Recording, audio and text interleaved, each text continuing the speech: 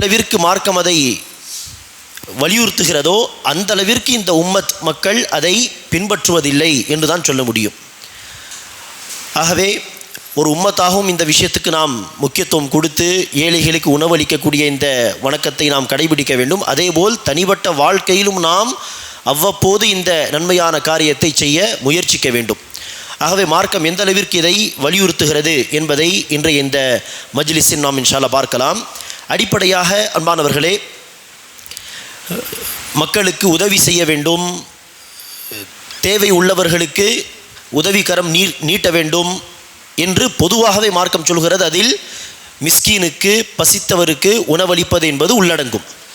நபி ஸல்லல்லாஹு அலைஹி வஸல்லம் அவர்கள் பல விதத்திலே இதை நமக்கு சுட்டி காட்டுகிறார்கள். ஹதீஸ்களிலே நபி ஸல்லல்லாஹு அலைஹி வஸல்லம் அவர்கள் சொன்னார்கள், அர்ராஹிமூன யர்ஹமுஹுமுர் ரஹ்மான், இரக்கம் காட்டக்கூடியவர்கள் மீது ரஹ்மான் இரக்கம் காட்டுகிறான்.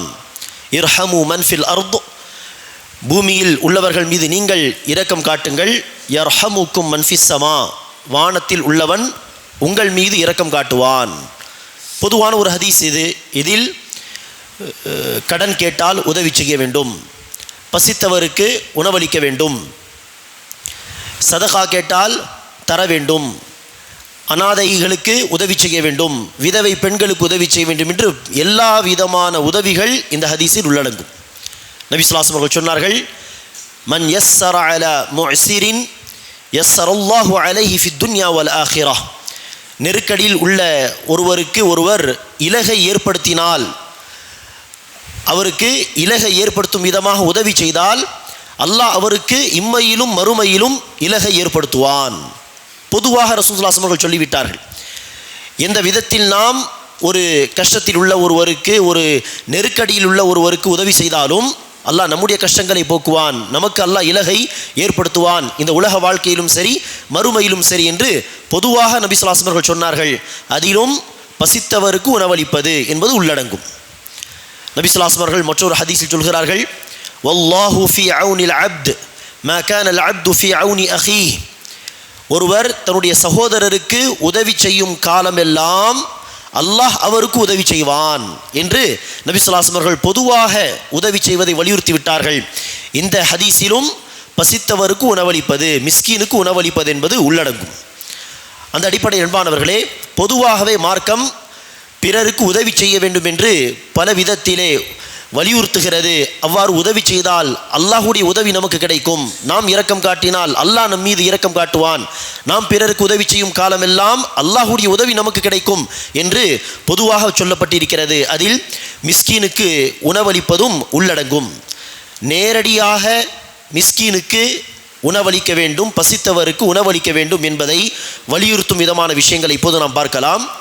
ஒரு செய்தி, அல்லாஹ் சுப்ஹானஹு வ தஆலா ஹஜ் தொடர்பான சில சட்டங்களை சொல்லும் பொழுது அல்லாஹ் சுப்ஹானஹு வ தஆலா குறிப்பிடுகிறான், லியஷ்ஹது மனாஃபிஅ லஹும் வ யذ்குரு ஸ்மல்லாஹி அலா மா ரஸகஹும் மின் பஹீமத்தில் அன்ஆம்.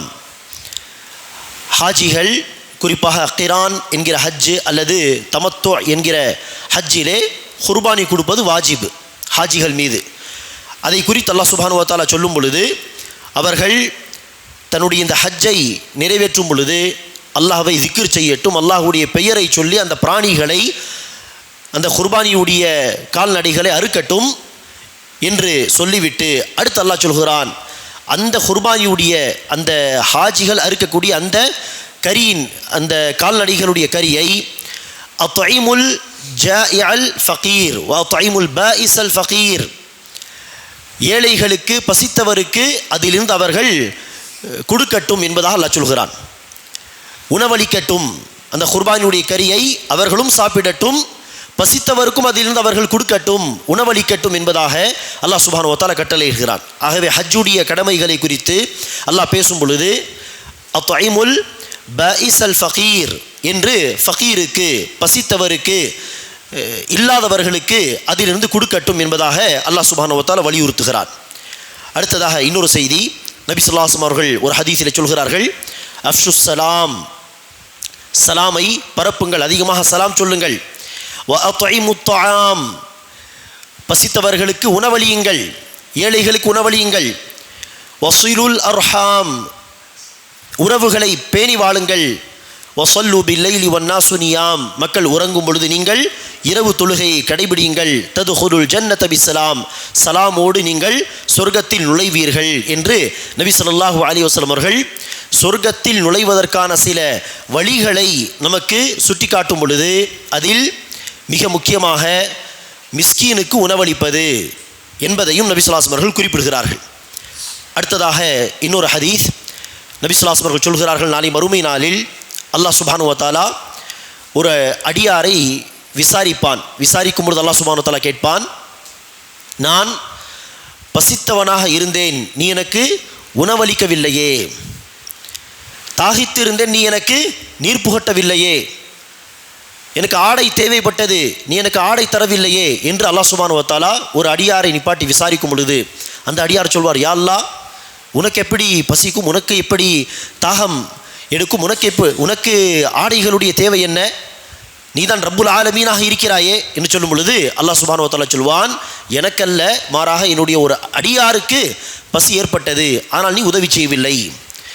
என்னுடைய ஒரு அடியாருக்கு தாகம் ஏற்பட்டது, ஆனால் நீ நீர் புகட்டவில்லை என்பதாக அல்லாஹ் சுப்ஹானஹு வ தஆலா கேள்வி கேட்பான் என்பதாக ஒரு ஹதீஸில் பார்க்கிறோம். குறிப்பாக இந்த ஹதீஸில் நாம் கவனித்து பார்த்தால் ஏழைகளுக்கு உணவளிப்பது என்பது உபரியாகவே, எப்போதும் உபரியாக செய்ய வேண்டிய காரியம் அல்ல, மாறாக சில சமயம் உணவளிப்பது, நீர் புகட்டுவது அல்லது ஆடை அணிவிப்பது என்பது சில சமயம் அது வாஜிபாக கூட மாறிவிடும் என்பதாக நாம் இந்த ஹதீஸை அடிப்படையாக வைத்து புரிந்து கொள்ளலாம். வாஜிபாக இல்லை என்று சொன்னால் அல்லாஹ் விசாரிப்பானா? உபரியான ஒரு விஷயத்துக்கு, நஃபீலாக விரும்பி செய்யக்கூடிய ஒரு விஷயத்துக்கு அல்லாஹ் விசாரிப்பானா? யோசித்து பாருங்கள். அல்லாஹ் விசாரிப்பான் என்று சொன்னால் என்ன அர்த்தம்? சில சமயம் உணவளிப்பது என்பது வாஜிபான ஒரு காரியமாக கூட மாறிவிடும். கண் முன்னால் ஒரு ஏழையை பார்க்கிறோம், பசியோடு என்ன செய்கிறார், வந்து நம்மை நோக்கி வந்து கேட்கிறார். சில ஏழைகள் என்ன செய்வார்கள், காசு கேட்பார்கள். உணவுப் பொருள் வாங்கி தரட்டுமா என்று கேட்டாலும் என்ன செய்வார்கள், இல்லை இல்லை காசு தாருங்கள் சொல்வார்கள். இப்படியும் சில பேர், அப்படிப்பட்டவர்களை விடுங்கள். ஆனால் சில பேர் வந்து நேரடியாக என்ன செய்வார்கள், பசிக்கிறது, ஏதாவது வாங்கி தாருங்கள் என்று நேரடியாக கேட்பார்கள். பார்க்கும் பொழுது பசியோடு இருப்பதாக நாம் உணர்கிறோம், இருந்தாலும் நம்முடைய பையில் காசும் இருக்கிறது, இருந்தாலும் நாம் கடந்து சென்று விடுகிறோம் என்று சொன்னால் இது மிக மோசமான செயல். பசியோடு இருப்பதாக உணர்கிறோம், அவர் காசும் கேட்கவில்லை, பசிக்கிறது, உணவு வாங்கி தாருங்கள் என்று நேரடியாக கேட்கிறார், நமக்கெல்லாம் வசதியும் கொடுத்திருக்கிறான், இருந்தாலும் நாம் கடந்து சென்று விடுகிறோம் என்று சொன்னால் இது இரக்கமில்லாத ஒரு செயல். இப்படிப்பட்ட தருணத்தில் அல்லாஹ் நன்கறிந்தவன், அந்த பசித்தவருக்கு உணவளிப்பது வாஜிபான ஒரு காரியமாக கூட இருக்கலாம்.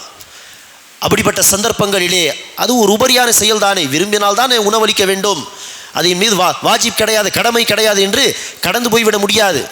சந்தர்ப்ப சூழ்நிலைகளுக்கு ஏற்ப உணவளிப்பது வாஜிபாக கூட மாறலாம் என்பதை இந்த ஹதீஸை அடிப்படையாக வைத்து நாம் அன்பானவர்களே புரிந்து கொள்ள வேண்டும். இப்படி இந்த ஹதீஸும் பசித்தவருக்கு உணவளிக்க வேண்டும் என்பதை நேரடியாக வலியுறுத்தக்கூடிய ஒரு விஷயம். அடுத்ததாக அன்பானவர்களே, அப்படியே இதற்கு நேர்மாறாக பசித்தவருக்கு உணவளிக்காமல் இருந்தால், மிஸ்கீன்களுக்கு உணவளிக்காமல் இருந்தால் இந்த ஒரு பாவம் நரகத்திற்கு செல்வதற்கு ஒரு காரணமாக கூட அமையலாம் என்கிற கோணத்தில் குர்ஆனில் சில ஆதாரங்களை நாம் பார்க்கும் பொழுது அல்லாஹ் சுப்ஹானஹு வ தஆலா முத்தஸிர் அத்தியாயத்திலே குறிப்பிடுகிறான், சொர்க்கவாசிகள் நரகவாசிகளை குறித்து பேசும் பொழுது அவர் நினைச்சுவார்கள், சகர் என்கிற நரகத்தில் உள்ள நரகவாசிகளை பார்த்து கேட்பார்கள், மா ஸலககும் ஃபீ சகர், சகர் என்னும் நரகத்தில் உங்களை நுழைத்தது என்ன, அப்படி என்ன நீங்கள் பாவத்தை செய்தீர்கள், சகர் என்கிற நரகத்தில் நீங்கள் வந்திருக்கிறீர்களே, அப்படி என்ன பாவத்தை நீங்கள் செய்தீர்கள் என்று அவர்கள் விசாரிக்கும் பொழுது சொர்க்கவாசிகள் நரகவாசிகள் அந்த சகர் என்னும் நரகத்தில் உள்ளவர்கள் பதில் சொல்வார்கள், லம் நகு மினல் முஸல்லீன், நாங்கள் தொழுகையாளியாக இருந்ததில்லை, வலம் நகு நுத்இமுல் மிஸ்கீன், மிஸ்கீன்களுக்கு உணவளிக்கக்கூடியவர்களாக நாங்கள் இருந்திருக்கவில்லை, நாங்கள் மிஸ்கீன்களுக்கு உணவளிக்கவில்லை, வகுன்னா நஹூது மஅல் ஹாயிதீன், செய்ய வேண்டிய இத்தகைய காரியங்களை எல்லாம் செய்யாமல் வீணான விஷயங்களில் மூழ்கி இருந்த மக்களில் நாங்களும் இருந்தோம் என்பதாக சக்கர் என்னும் அந்த நரகவாசிகள் நரகத்தில் நுழைந்ததற்கு காரணங்களை பட்டியலிடும் பொழுது தொழுகையை முதல் காரணமாகவும், இரண்டாவது காரணமாக ஏழைகளுக்கு நாங்கள் உணவளிக்கவில்லை, மிஸ்கீனுக்கு உணவளிக்கவில்லை என்பதை பிரத்யேகமாக அவர்கள் சொல்வதாக அல்லாஹ் பிரத்யேகமாக குறிப்பிடுகிறான் என்று சொன்னால் யோசித்து பாருங்கள். ஏழைக்கு உணவளிப்பது எவ்வளவு பெரிய நன்மை, உணவளிக்காமல் இருப்பது வாழ்நாள் முழுவதும் இது எவ்வளவு பெரிய தீமை. அதேபோல்தான் சூரத்து மாஊனிலே அல்லாஹ் சுப்ஹானஹு வ தஆலா சொல்கிறான், அரஐதல்லதி யுகذிபு பித்தீன், நபியே நீங்கள் தீர்ப்பு நாளை பொய்ப்பிக்கக்கூடியவனை நீங்கள் பார்த்திருக்கிறீர்களா? தீர்ப்பு நாளை நிராகரித்து தீர்ப்பு நாளை பொய்யாக்கி அதை நம்பிக்கை கொள்ளாமல் மறுமை வாழ்க்கையை நம்பிக்கை கொள்ளாமல் இருக்கக்கூடியவனை நீங்கள் பார்த்திருக்கிறீர்களா என்று அல்லாஹ் சுப்ஹானஹு வ தஆலா கேட்டு அடுத்து கொள்கை தொடர்பான விஷயங்களை எல்லாம் இந்த இடத்தில் சொல்லவில்லை. கொள்கை ரீதியாக யாரிடத்தில் பிரச்சனை இருக்கிறது என்பதையெல்லாம் சுட்டிக்காட்டவில்லை. மாறாக அமல் விஷயத்திலே யாரிடத்தில் பிரச்சனை இருக்கிறதோ அதை தான் அல்லாஹ் இந்த இடத்தில் சுட்டிக்காட்டுகிறான். கேள்வி பாருங்கள், தீர்ப்பு நாளை பொய்ப்பிக்கக்கூடியவன் யார் என்பதை நீங்கள் பார்த்தீர்களா? அரஐதல்லதி யுகذிபு பித்தீன், அப்படிப்பட்டவன் யார் என்று சொன்னால் ஃபதாலிகல்லதி யதுஉல் யதீம், அனாதையை விரட்டக்கூடியவன், அனாதைக்கு உதவி செய்யாமல் யதீமுக்கு உதவி செய்யாமல் அனாதை மீது இரக்கம் காட்டாமல் மாறாக அனாதையை துரத்துபவன் விரட்டுபவன். ஃபதாலிகல்லதி யதுஉல் யதீம் வலா யஹுது அலா தஆமில் மிஸ்கீன், மிஸ்கீனுக்கு உணவளிக்க அவன் தூண்டவும் இல்லை யாரையும். சுயமாக உணவளிப்பது அதற்கு சக்தி வேண்டும், நமக்கு வசதி வேண்டும். சரி, அது இல்லை என்று சொன்னால் குறைந்தது என்ன செய்யலாம், பிறரையாவது தூண்டிவிடலாம். இன்னாருக்கு உதவி செய்யுங்களே, சில ஏழைகளுக்கு உணவளிக்க வேண்டிய ஒரு தேவை இருக்கிறது, காசு தர முடியுமா என்று பிறரை அந்த காரியத்தின் மீது ஊக்குவிப்பது, இதையாவது குறைந்தது செய்ய வேண்டுமா இல்லையா? ஆனால் இந்த தீர்ப்பு நாளை பொய்ப்பித்தவன் எப்படிப்பட்டவன் என்று சொன்னால் சுயமாகவும் உணவளிக்கக்கூடிய அந்த காரியத்தை செய்யவில்லை, பிறரை தூண்டிவிடக்கூடிய அந்த காரியத்தையும் செய்யவில்லை. வலா யஹுது அலா தஆமில் மிஸ்கீன் என்பதாக அல்லாஹ் சுப்ஹானஹு வ தஆலா சொல்கிறான். அதுக்கு அடுத்துள்ள வசனங்களை நீங்கள் படித்தால் மீண்டும் தொழுகை பற்றி வருகிறது, முனாஃபிகீன்கள் தொடர்பாக வருகிறது. ஆகவே இந்த யத்தீமுகளை விரட்டுவதோ அல்லது மிஸ்கீன்களுக்கு உதவி செய்யாமல் இருப்பதோ, மிஸ்கீன்களுக்கு உதவி செய்ய தூண்டாமல் இருப்பதோ, இது எல்லாமே முனாஃபிகீன்களுடைய அடையாளங்கள், காஃபிர்களுடைய அடையாளம். இது முஸ்லிம்களுடைய செயல் அல்ல. முஸ்லிம்கள் என்று சொன்னால் அல்லாஹ்வை நம்பிக்கை கொண்ட மக்கள் என்று சொன்னால் அல்லாஹ்வுக்கு செய்ய வேண்டிய கடமைகளையும் செய்ய வேண்டும், சக மனிதர்களுக்கு செய்ய வேண்டிய கடமைகளையும் செய்ய வேண்டும் என்பதை இந்த மாஊன் சூரா நமக்கு உணர்த்துகிறது.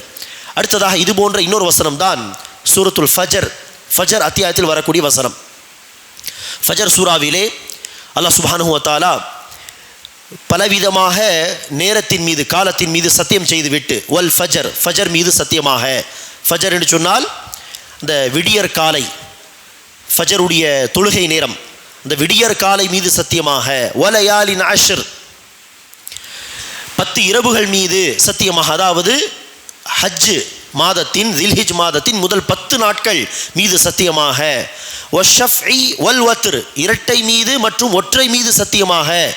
இதற்கு பல விளக்கங்கள் சொல்லப்பட்டு இருக்கிறது. அதில் ஒரு விளக்கம், எந்த 10 நாள் மீது அல்லாஹ் சத்தியம் செய்தானோ அந்த 10 நாட்களில் ஒற்றையாக வரக்கூடிய அரஃபா தினத்தின் மீது சத்தியமாக, அதே மாதிரி இரட்டையாக வரக்கூடிய பக்ரீத் பெருநாள் தினம் மீது சத்தியமாக என்பதாக சில விளக்கங்கள் சொல்லப்பட்டிருக்கிறது. அதுவும் காலம் மீது தான் சத்தியம் ஒரு விதத்திலே. வஷ்ஷஃப்இ வல் வத்ர் வல்லைலி இதா யஸ்ர், இரவின் மீது சத்தியமாக அது செல்லும் பொழுது, இதுவும் காலத்தின் மீது சத்தியமாக. பல விதத்தில் அல்லாஹ் காலத்தின் மீது சத்தியம் செய்துவிட்டு அடுத்த வசனங்களில் அல்லாஹ் சுப்ஹானஹு வ தஆலா அல்லாஹ் அழித்த நாசமாக்கிய சில சமூகங்களையும் சில மக்களையும் குறிப்பிடுகிறான். யார்? ஆத் என்கிற சமூகம். அவர்கள் அல்லாஹ் அவர்களுக்கு பலத்தை, உடல் பலத்தை கொடுத்திருந்தான். அதை வைத்தவர்கள் அகம்பாவம் கொண்டார்கள். மன் அஷத்து மின்னா குவா, நம்மை விட கடுமையானவர்கள் யார், நம்மை விட சக்தி வாய்ந்தவர்கள் யார் என்று அகம்பாவம் கொண்டு இப்படி பேசினார்கள். அடுத்து அல்லாஹ் சுப்ஹானஹு வ தஆலா சமூதை குறித்து சொல்கிறான். சமூத் என்கிற சமூகம், அவர்கள் இப்படிப்பட்டவர்கள். வசமூத் அல்லதீன ஜாபு ஸஹ்ர பில் வாத், பள்ளத்தாக்கில் பெரிய பெரிய பாறைகளை மலைகளை குடைந்து அதில் வசித்தவர்கள். சமூதை நினைவு கூறுங்கள். அலம் தர கைஃப ஃபஅல ரப்புக பிஆத், ஆதுக்கு அல்லாஹ் என்ன செய்தான் அதை நினைவு கூறுங்கள். சமூதுக்கு அல்லாஹ் என்ன செய்தான் அதை நினைவு கூறுங்கள். وفرعون ذي الأوتاد, ஃபிரௌனுக்கு அல்லாஹ் என்ன செய்தான், ஃபிரௌனுடைய கதி என்னவாக இருந்தது அதையும் சிந்தித்து பாருங்கள். அத்தனை பேரையும், ஆதையும் சமூதையும் ஃபிரௌனையும் அல்லாஹ் சுப்ஹானஹு வ தஆலா ஃபஸப்ப அலைஹிம் ரப்புக ஸௌத அஸாப், அஸாபுடைய கசையை அல்லாஹ் அவர்கள் மீது அடித்தான், பலமாக அடித்தான் என்பதாக அல்லாஹ் சுப்ஹானஹு வ தஆலா சொல்கிறான். இந்த அழிக்கப்பட்ட சமூகங்கள், அழிக்கப்பட்ட மக்களை குறித்து பேசிவிட்டு அடுத்தபடியாக தான் அல்லாஹ் சுப்ஹானஹு வ தஆலா சொல்கிறான், கல்லா பல்லா துக்ரிமூனல் யதீம், அவ்வாறல்ல, மாறாக நீங்கள் யதீமை, அனாதையை கண்ணியப்படுத்துவதில்லை. வலா தஹாத்தூன அலா தஆமில் மிஸ்கீன், மிஸ்கீனுக்கு உணவளிக்க நீங்கள் பிறரை தூண்டுவதில்லை என்பதாக அல்லாஹ் சுப்ஹானஹு வ தஆலா சொல்கிறான். அழிக்கப்பட்ட சமூகங்களை குறித்து பேசிவிட்டு அதற்கு அடுத்த வசனத்தில் அல்லாஹ் சுப்ஹானஹு வ தஆலா யதீமை கண்ணியப்படுத்துவது, மிஸ்கீன்களுக்கு உணவளிப்பதை குறித்து பேசுகிறான் என்று சொன்னால் இது மார்க்கத்திலே எவ்வளவு முக்கியத்துவம் வாய்ந்த விஷயங்கள், நன்மையான காரியங்கள் என்பதை நாம் உணர வேண்டும். ஆனால் நம்முடைய வாழ்க்கையில் எந்த அளவிற்கு நாம் இந்த மிஸ்கீனுக்கு உணவளிப்பது அல்லது யதீமுக்கு உதவி செய்வது, அனாதையை பராமரிப்பது போன்ற விஷயங்களுக்கு எவ்வளவு நாம் முக்கியத்துவம் தருகிறோம், தன்னுடைய பொருளாதாரத்தின் எவ்வளவு பகுதியை மிஸ்கீனுக்கு, யதீமுக்காக நாம் செலவு செய்கிறோம் என்பதை சுய பரிசோதனை செய்து பார்க்க வேண்டும். ஆகவே அல்லாஹ் சுப்ஹானஹு வ தஆலா இந்த சமூகங்களை அழித்ததை குறித்து பேசிவிட்டு அல்லாஹ் இதை சொல்கிறான் என்று சொன்னால் என்ன அர்த்தம்? அவர்கள் அழிக்கப்பட்டதற்கு ஒரு முக்கியமான காரணம் இதுவாக கூட இருக்கலாம். யதீமுகளுக்கு உதவி செய்யாமல் இருப்பது, மிஸ்கீன்களுக்கு உணவளிக்காமல் இருப்பது, மிஸ்கீனுக்கு உணவளிக்க பிறரை தூண்டாமல் இருப்பது, இதுவும் ஒரு காரணமாக இருக்கலாம். ஆகவே தான் அல்லாஹ் சுப்ஹானஹு வ தஆலா இந்த விஷயங்களை குறிப்பிட்டு மீண்டும் அல்லாஹ் நினைச்சுகிறான். இறுதியாக வசனங்களிலே கியாமத்தை குறித்து பேசுகிறான். கல்லா இதா துக்கத்தில் அர்து தக்கன் தக்கா, இந்த பூமி தூள் தூளாக, தூசி தூசியாக மாற்றப்படும் அந்த சமயத்திலே வஜா ரப்புக, உன்னுடைய ரப் வருவான் தீர்ப்பு சொல்வதற்காக. வல் மலகு ஸஃபன் ஸஃபா, மலக்குமார்களும் அந்த தீர்ப்பு நாளிலே அணி அணியாக, சஃப்பு சஃபாக, வரிசை வரிசையாக வந்து நிற்பார்கள் என்பதாக. என்ன அர்த்தம்? அந்த கியாம நாள் வருவதற்கு முன்பாக நீங்கள் இந்த விஷயங்கள் எல்லாம் கவனம் செலுத்துங்கள். யதீமுக்கு உதவி செய்யுங்கள், அனாதைகளுக்கு உதவி செய்யுங்கள், பசித்தவர்களுக்கு உணவளியுங்கள், மிஸ்கீனுக்கு உணவளிக்க பிறரை தூண்டுங்கள், ஊக்குவியுங்கள். இந்த காரியங்களை எல்லாம் செய்து அந்த கியாம நாளுக்காக ஏற்பாடு செய்து கொள்ளுங்கள் என்பதாக தானே அல்லாஹ் சுப்ஹானஹு வ தஆலா நமக்கு வலியுறுத்துகிறான். ஆக வெண்பார்வர்களே, இப்படி பல ஆதாரங்களை இன்னும் நம்மால் தேடி பார்த்தால் குர்ஆன் ஹதீஸிலே மிஸ்கீனுக்கு உணவளிப்பது குறித்து எடுத்து சொல்ல முடியும். அதே போல பல குற்ற பரிகாரங்கள், கஃபாரா என்று சொல்லுவோமே, இந்த பாவத்தை செய்தால், இந்த தவறை செய்தால் இந்த பரிகாரம் தர வேண்டும் என்கிற சட்டங்களை சொல்லும் பொழுதும் பல சட்டங்களிலே நம்மால் என்ன கவனிக்க முடியும்? இத்தனை மிஸ்கீன்களுக்கு உணவளிக்க வேண்டும் என்கிற சட்டம் குற்ற பரிகாரமாக அல்லாஹ் சொல்லும் பொழுது பல சட்டங்களிலே ஏழைகளுக்கு உணவளிப்பதை ஒரு குற்ற பரிகாரமாக வைத்திருக்கிறான். காரணம் என்ன? ஏழைகளுக்கு நன்மை போய் சேரட்டும், குற்ற பரிகாரமாகவாது கஃபாரவாக மக்கள் உணவளிக்கட்டும், மிஸ்கீன்களுக்கு உணவளித்து நன்மையை சேர்க்கட்டும் என்கிற அடிப்படையில் அப்படி சொல்லப்பட்ட சட்டங்களில் சில உதாரணங்கள் என்று பார்த்தால், உதாரணமாக சத்தியம் செய்து மீறிவிட்டால் அதற்கு என்ன பரிகாரம்? மாயிதா அத்தியாயம் 89வது வசனத்திலே அல்லாஹ் சுப்ஹானஹு வ தஆலா அதை குறித்து சொல்லும் பொழுது, லா யுஆஹிதுகுமுல்லாஹு பில்லகுவி ஃபீ ஐமானிக்கும் வலாக்கின் யுஆஹிதுகும் பிமா அக்கத்துமுல் ஐமான் ஃபகஃபாரத்துஹு இத்ஆமு 10 மசாகீன். சத்தியம் செய்து அதை நிறைவேற்றாவிட்டால், மீறிவிட்டால் அல்லாஹ் சொல்கிறான், அதற்குரிய பரிகாரமானது, குற்ற பரிகாரமானது 10 மிஸ்கீன்களுக்கு உணவளிப்பது, அல்லது 10 மிஸ்கீன்களுக்கு ஆடை அணிவிப்பது, அல்லது ஒரு அடிமையை விடுவிப்பது. பொருளாதார ரீதியாக சக்தி இல்லாவிட்டால் இறுதியாக அல்லாஹ் சொல்கிறான் 3 நாட்கள் நோன்பு நோற்பது. இது சத்தியத்தை மீறிவிட்டால் சொல்லப்பட்ட பரிகாரம். அதில் 10 மிஸ்கீன்களுக்கு உணவளிக்கக்கூடிய சட்டம். சரி, இரண்டாவது ஒரு உதாரணம். ஒரு கணவர் தன்னுடைய மனைவியோடு இல்லறத்தில் ஈடுபடக்கூடாது என்று ஏதோ ஒரு கோபத்திலே, மனைவி மீது ஏதோ ஒரு கோபத்தில் இல்லறத்தில் ஈடுபடக்கூடாது என்கிற எண்ணத்தில், நீ எனக்கு என்னுடைய தாய் மாதிரி என்று சொல்லிவிட்டால் உண்மையில் அந்த பெண், அந்த மனைவி அந்த ஆண் மீது ஹராமாகி விடுவாள். இந்த சட்டத்தை திஹார் என்கிற சட்டம் என்பதாக சொல்வார்கள். முஜாதலா அத்தியாயத்திலே அல்லாஹ் இந்த சட்டத்தை குறித்து பேசுகிறான். அந்த காலத்தில் அரபு மக்கள் மத்தியில் இந்த ஒரு பழக்கம் இருந்தது. மனைவி மீது ஏதாவது ஒரு கோபம் என்று சொன்னால் அந்த கணவர் என்ன செய்வார்? இல்லறத்தில் ஈடுபடாமல் மனைவியை நோவினை செய்ய வேண்டும், கஷ்டத்தில் போட வேண்டும் என்கிற அந்த எண்ணத்தில் உன்னுடைய முதுகு எனக்கு என்னுடைய தாயின் முதுகு மாதிரி, அதாவது சிம்பிளாக சொல்வதாக இருந்தால் நீ எனக்கு என்னுடைய தாய் மாதிரி, ஆக நான் உன்னோடு இல்லறத்தில் ஈடுபட மாட்டேன். தாயோடு எப்படி இல்லறத்தில் ஈடுபடுவது ஹராமோ அது மாதிரி நீயும் எனக்கு ஹராம் என்கிற அந்த எண்ணத்தில் என்ன செய்வார்கள் அந்த காலத்து அரபு மக்கள் இப்படி சொல்வார்கள். அல்லாஹ் என்ன சொல்கிறான், இப்படி செய்யக்கூடாது.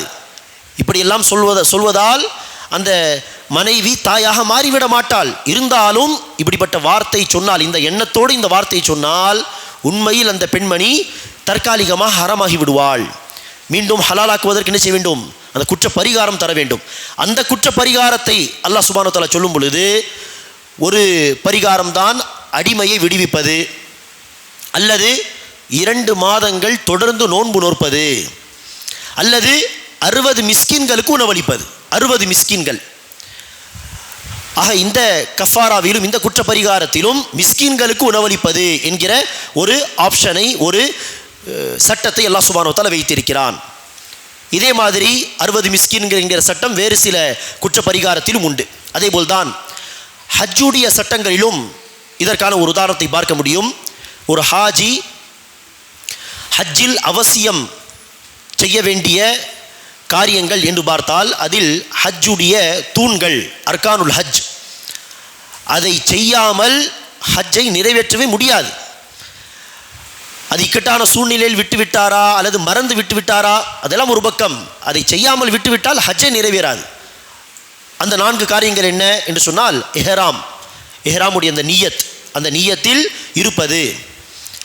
இன்னொன்று அரஃபாவில் தங்குவது. அரஃபா மைதானத்தில் அது 5 நிமிடத்திற்காக இருந்தாலும் சரி, ஆனால் அரஃபா மைதானத்தில் தங்க வேண்டும், அவசியம் தங்க வேண்டும். ஒருவருக்கு உடல்நிலை சரியில்லை, அரஃபா தினமன்று நாள் முழுவதும் ஆஸ்பத்திரியில் இருந்தார் என்று சொன்னால் ஹஜ்ஜே நிறைவேறாது. அவர் என்னதான் உடல்நிலை சரியில்லாமல் ஆஸ்பத்திரியில் இருந்தாலும் ஹஜ்ஜு நிறைவேறாது. அதற்காக என்ன செய்வார்கள், ஹாஜிகள் யாராவது உண்மையில் ஆஸ்பத்திரியில் இருந்தால் ஆம்புலன்ஸில் அந்த ஹாஜிகளை அழைத்து வந்து அரஃபா மைதானத்திற்கு ஒரு 5 நிமிடம் நின்று அழைத்து சென்று விடுவார்கள். காரணம், அந்த ஹஜ் நிறைவேற வேண்டும் என்பதற்காக. அவசியம் அந்த அரஃபாவில் சில நிமிடங்கள் கழித்தே ஆக வேண்டும். இது ஹஜ்ஜுடைய தூண்களில் ஒன்று. அடுத்து பக்ரீத் அல்லது பக்ரீதுக்கு அடுத்து உள்ள நாட்களிலே தவாஃபுல் இஃபாதா, தவாஃப் செய்வது, தவாஃபுக்கு அடுத்து சஇ செய்வது. இந்த 4 காரியங்கள் அர்கானுல் ஹஜ் எனப்படும் தூண்கள். சரி, அதற்கு அடுத்து சில விஷயங்கள், 7 அல்லது 8 விஷயங்கள் ஹஜ்ஜுடைய கடமைகள் என்று அழைக்கப்படும், வாஜிபாத். அந்த கடமைகளில் ஏதாவது ஒன்றை ஒரு ஹாஜி மறந்து விட்டாலோ அல்லது செய்ய முடியாமல் போய்விட்டாலோ அதற்கு அல்லாஹ் சுப்ஹானஹு வ தஆலா செய்திருக்கிறான், பரிகாரம் கொடுக்க வேண்டும், கஃபாரா கொடுக்க வேண்டும் என்று சொல்லியிருக்கிறான். அதே போல அந்த எஹ்ராமுடைய நிலையில் இருக்க வேண்டும் என்று சொன்னோமே, அந்த எஹ்ராமுடைய நிலையில் சில விஷயங்களை செய்யக்கூடாது என்கிற சட்டம் உண்டு. நகத்தை வெட்டக்கூடாது, முடி வெட்டக்கூடாது, நறுமணம் பயன்படுத்தக்கூடாது என்கிற சட்டங்கள். இதில் ஏதாவது ஒரு விஷயத்தை மீறி செய்துவிட்டால் அதற்கு பரிகாரம் உண்டு. ஒவ்வொரு குற்றத்துக்கும் ஒவ்வொரு பரிகாரம் என்று பல தவறுகளுக்கு ஒரு ஹாஜி பலவிதமான பரிகாரத்தை கொடுக்க வேண்டும். அது பெரிய ஒரு தலைப்பு. அதில் எஹ்ராமுடைய நிலையில் யாராவது நறுமணம் பயன்படுத்தி விட்டாலோ, ஆணோ பெண்ணோ, அல்லது முடி வெட்டி விட்டாலோ அல்லது நகத்தை வெட்டி விட்டாலோ அதற்கான பரிகாரம் என்று மார்க்கம் என்ன சொல்கிறது என்று பார்த்தால், ஒன்று ஒரு ஆடு அறுக்க வேண்டும், அல்லது 6 மிஸ்கின்களுக்கு உணவளிக்க வேண்டும். 6 மிஸ்கின்கள். ஆகவே இந்த எஹ்ராமுடைய நிலையில் நறுமணம் பயன்படுத்தினால், முடி வெட்டிவிட்டால் அல்லது நகத்தை வெட்டிவிட்டால் அதற்கான பரிகாரத்தை சொல்லும் பொழுது மார்க்கம் மிஸ்கின்களுக்கு உணவளிக்க வேண்டும் என்பதை சொல்கிறது. ஆக அன்பானவர்கள், இன்னும் பல உதாரணங்களை சொல்லலாம். இந்த செய்திகள் அனைத்தும் நமக்கு வலியுறுத்தக்கூடிய விஷயம் என்ன, ஏழைகளுக்கு உணவளிப்பது, மிஸ்கின்களுக்கு உணவளிப்பது என்கிற இந்த நன்மையான காரியத்திற்கு மார்க்கம் எவ்வளவு முக்கியத்துவம் தருகிறது, அல்லாஹ் எவ்வளவு முக்கியத்துவம் தந்திருக்கிறான். பல குற்றங்களுக்கு பரிகாரமாக மார்க்கம் மிஸ்கின்களுக்கு உணவளியுங்கள் என்று சொல்கிறது, அல்லது பொதுவாகவே மிஸ்கின்களுக்கு உணவளியுங்கள், பசித்தவருக்கு உணவளியுங்கள் என்று சொல்கிறது. பசித்தவர்களுக்கு உணவளிக்காமல் இருந்தால் அது நரகத்தில் செல்வதற்கு ஒரு போதுமான ஒரு காரணமாக இருக்கிறது என்பதையும் சொல்லி எச்சரிக்கை செய்கிறது என்று சொன்னால், நாம் எந்த அளவிற்கு இந்த நன்மையான காரியத்திற்கு தன்னுடைய வாழ்க்கையில் முக்கியத்துவம் தர வேண்டும் என்று சிந்தித்து பார்க்க வேண்டும். சுய பரிசோதனை செய்து பார்க்க வேண்டும். ஏழைக்கு உணவளிப்பது என்கிற காரியத்தை, இந்த நன்மையான காரியத்தை நான் எத்தனை முறை செய்கிறேன், மாதத்தில் அல்லது வருடத்தில் எத்தனை முறை செய்கிறேன், இந்த நன்மையான காரியத்தை தன்னுடைய வாழ்க்கை நான் செய்து வருகிறேனா இல்லையா சிந்தித்து பார்த்து, மார்க்கம் இந்த அளவிற்கு இந்த நன்மையான காரியத்திற்கு முக்கியத்துவம் தருகிறது, ஆனால் இந்த விஷயத்தை நான் எவ்வளவு கடைபிடிக்கிறேன் என்று சிந்தித்து பார்த்து, அப்படி நாம் அதை செய்யவில்லை என்று சொன்னால் இனிமேலாவது என்ன செய்ய வேண்டும், அவ்வப்போது அல்லாஹ் நமக்கு வசதி கொடுத்திருந்தால் அந்த வசதிக்கு ஏற்ப ஏழைகளுக்கு உணவளிக்கக்கூடிய இந்த நன்மையான காரியத்தை செய்ய வேண்டும். தனிப்பட்ட முறையிலும் நாம் அதை கடைபிடிக்க வேண்டும். ஒரு உம்மத்தாக, ஒரு ஜமாத்தாக கூட இந்த விஷயத்துக்கு நாம் முக்கியத்துவம் தந்து இந்த விஷயத்திலே நாம் கவனம் செலுத்த வேண்டும். சஹாபா பெருமக்கள், நபி ஸல்லல்லாஹு அலைஹி வஸல்லம் அவருடைய தர்பியத்தில் வாழ்ந்த அந்த சஹாபாக்கள் எவ்வளவு இந்த காரியத்துக்கு முக்கியத்துவம் தந்தார்கள் என்பதற்கு ஓரிரண்டு உதாரணங்களை சொல்லி என்னுடைய இந்த உரை முடித்துக் கொள்கிறேன். ஒரு முறை நபி ஸல்லல்லாஹு அலைஹி வஸல்லம் அவர்கள் சஹாபா பெருமக்களுடைய சபையிலே கேட்டார்கள், மன் அஸ்பஹ மின்குமுல் யௌம ஸாயிமா, உங்களில் எவர் இன்று நோம்பாளியாக இருக்கிறார்? அதற்கு அபூபக்கர் சித்திக் ரலியல்லாஹு அன்ஹு அவர்கள் கை உயர்த்தினார்கள், நான் யா ரசூலல்லாஹ். அடுத்து நபி ஸல்லல்லாஹு அலைஹி வஸல்லம் அவர்கள் இன்னொரு கேள்வி கேட்டார்கள், மனித்தபஅ மின்குமுல் யௌம ஜனாஸத்தன், இன்று உங்களில் யார் ஜனாசாவை பின்தொடர்ந்து சென்றார்? அதற்கும் அபூபக்கர் அவர்கள் நான் யா ரசூலல்லாஹ் என்று சொன்னார்கள். இன்னொரு கேள்வி கேட்டார்கள், மன் அத்அம மின்குமுல் யௌம ஜாஇஆ, இன்றைய நாள் உங்களில் யார் பசித்தவருக்கு உணவளித்தார்? அதற்கும் நபி ஸல்லல்லாஹு அலைஹி வஸல்லம் அவர்கள் அபூபக்கர் சித்திக் ரலியல்லாஹு அன்ஹு அவர்கள் நான் யா ரசூலல்லாஹ் என்று சொன்னார்கள். இன்னொரு கேள்வி ரசூல் அவர்கள் கேட்டார்கள், மன் ஆத மின்குமுல் யௌம மரீதா, இன்றைய நாள் உங்களில் யார் நோயாளியை நலம் விசாரித்தார்? அதற்கும் அபூபக்கர் சித்திக் ரலியல்லாஹு அன்ஹு அவர்கள் நான் யா ரசூலல்லாஹ் என்று சொன்னார்கள். இதில் கவனிக்க வேண்டிய விஷயம் என்ன? நபி ஸல்லல்லாஹு அலைஹி வஸல்லம் நினைச்சவில்லை, ஏற்கனவே சஹாபா பெருமக்களிடத்தில் நாளை நான் சில நன்மையான காரியங்களை குறித்து உங்களிடத்தில் விசாரிப்பேன், அதை யார் செய்கிறார் என்று நான் பார்ப்பேன் என்றெல்லாம் சொல்லி விசாரித்து ஏற்கனவே பிளான் போட்டு விசாரிக்கவில்லை, இந்த கேள்வி கேட்கவில்லை. அப்படி தற்செயலா யதார்த்தமாக கேட்டார்கள். ஆனால் அந்த நாள் அபூபக்கர் இந்த நன்மையான எல்லா காரியங்களுக்கும் கை உயர்த்துகிறார் என்று சொன்னால் என்ன அர்த்தம்? தினமும் அபூபக்கர் இந்த நன்மையான காரியத்தை செய்தாரோ இல்லையோ, ஆனால் அவ்வப்போது அடிக்கடி இந்த நன்மையான காரியத்தை செய்து வந்தார் என்பதை தான் இந்த விஷயம் சுட்டி காட்டுகிறது. அடிக்கடி அபூபக்கர் என்ன செய்வார்? உணவளிப்பார், அடிக்கடி நோன்பு நோற்பார், அடிக்கடி நோயாளி நலன் விசாரிப்பார் என்றுதான் அர்த்தம். ஆகவே அன்பானவர்களை, நாமும் அபூபக்கர் சித்திக் ரலியல்லாஹு அன்ஹு அவர்களை முன்னுதாரணமாக வைத்துக்கொண்டு இந்த நன்மையான காரியங்களை அடிக்கடி அவ்வப்போது செய்ய வேண்டும். இப்னு உமர் ரலியல்லாஹு அன்ஹுமா அவர்கள் சம்பந்தமாக வருகிறது. இப்னு உமர் ரலியல்லாஹு அன்ஹுமா அவர்கள் ஒரு ஏழை இல்லாமல் அல்லது ஒரு விருந்தாளி இல்லாமல் நினைச்சு மாட்டார்களாம், உணவு சாப்பிடவே மாட்டார். சாப்பிடும் பொழுது யாராவது ஒரு ஏழையோ ஒரு விருந்தாளியோ அல்லது ஒரு வழிப்போக்கரோ ஒரு மிஸ்கீனோ என்று யாரையாவது அழைத்து கொண்டு தான் என்ன செய்வார்களாம். இப்னு உமர் ரலியல்லாஹு அன்ஹுமா அவர்கள் சாப்பிடுவார் என்பதாக இப்னு உமர் ரலியல்லாஹு அன்ஹுமா அவர்கள் தொடர்பாக பார்க்கிறோம். இறுதியாக சமீபத்தில் தான் ரமதான் மாதம் முடித்து, ரமதான் மாதத்தின் கடமைகளை முடித்து நாம் பெருநாள் கொண்டாடி இருக்கிறோம். அந்த ஃபித்ரா என்கிற அந்த சட்டத்தை குறித்து சொல்லும் பொழுதும் நபி ஸல்லல்லாஹு அலைஹி வஸல்லம் அவர்கள் சொன்ன வார்த்தை என்ன? இந்த ஃபித்ரா கொடுப்பதற்கான சட்டம் எதற்காக இருக்கிறது? துஹுரத்தன் லிஸ்ஸாயிம், நோம்பாளியை சுத்தம் செய்வதற்காக. ரமதானுடைய மாதத்தில் நோன்பு நோக்கும் பொழுது நோன்புக்கு முரணான சில விஷயங்களை தெரிந்தோ தெரியாமலோ செய்திருப்பார்கள், அதையும் விட்டு அல்லாஹ் சுத்தம் செய்ய வேண்டும் என்பதற்காக இந்த ஃபித்ராவுடைய சட்டம். இது ஒரு காரணம். இரண்டாவது காரணம் என்ன? வத்துஅமத்தன் லில் மசாகீன், மிஸ்கின்களுக்கு உணவளிப்பதற்காக. இப்படி அன்பானவர்களே, மார்க்கத்தில் பல விதத்திலே மிஸ்கின்களுக்கு, ஏழைகளுக்கு, பசித்தவர்களுக்கு உணவளிக்க வேண்டும் என்பதை மார்க்கம் வலியுறுத்துகிறது. எந்த அளவிற்கு மார்க்கம் ஒரு நன்மையான காரியத்தை வலியுறுத்துகிறதோ அதே அளவிற்கு நாம் அந்த நன்மையான காரியத்தை வாழ்க்கையில் நடைமுறைப்படுத்த வேண்டுமா இல்லையா?